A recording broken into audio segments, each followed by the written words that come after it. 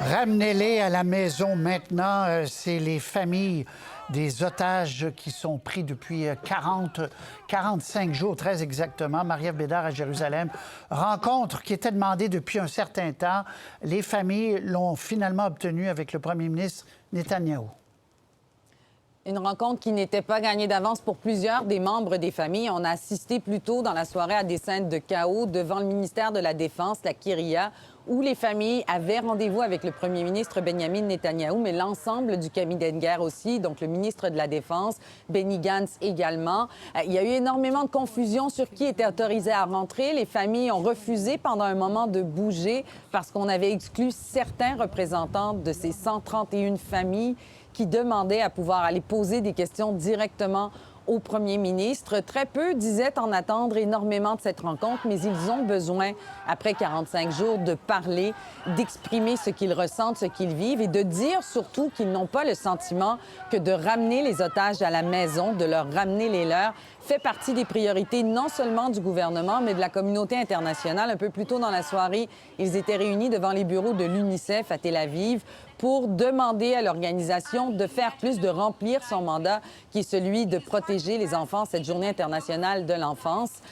On promet depuis cette fin de semaine une entente imminente. Alors ça aussi, ça joue beaucoup sur les émotions, sur les nerfs de ces familles. On leur dit qu'il y a une entente qui est sur le point d'être acceptée par toutes les parties. Le premier ministre, samedi soir, qui sort en soirée pour dire non, ce ne sont que des rumeurs, c'est faux, il n'y a pas d'entente. Le président Joe Biden, aujourd'hui, s'est montré plutôt optimiste en disant que c'était pour bientôt. Bref, ils ne savent plus à quoi s'en tenir et ils ont très, très peu de réponses. Tout ce qu'ils savent, disent-ils, c'est ce qui est publié dans les médias. On peut écouter quelques-uns des membres des familles aujourd'hui et le président américain.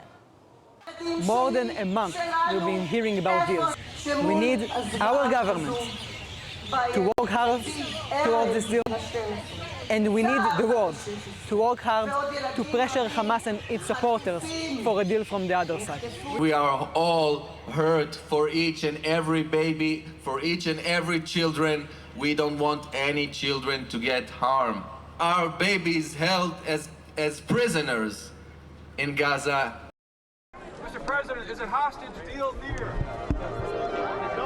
I believe so, but I'm not prepared to talk. You believe so? Yes. Bon, le président Biden qui se dit optimiste, on verra au cours des prochaines heures. À Gaza, par ailleurs, on venait de parler d'enfants. Il y a 27 bébés prématurés qui ont été évacués en Égypte.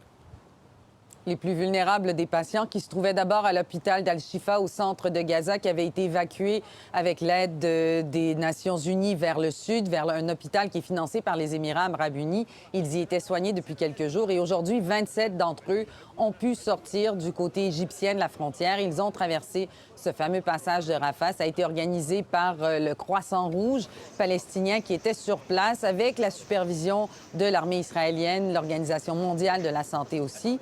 Ils doivent maintenant donc être soignés dans des hôpitaux spécialisés. Il y a quelques-uns des patients qui sont restés derrière dans les hôpitaux du Sud. L'Organisation mondiale de la santé, les Nations unies qui ont pu se rendre sur le territoire de l'hôpital Al-Shifa plus tôt aujourd'hui et qui ont décrit une zone de mort. En fait, il n'existe plus de soins de santé, pour ainsi dire, dans le nord de Gaza et les hôpitaux dans le sud, eux, manquent de tout, avec très, très peu d'aide humanitaire qui peut être acheminée depuis Rafah. On cherche à accélérer l'acheminement d'aide pour tout le monde.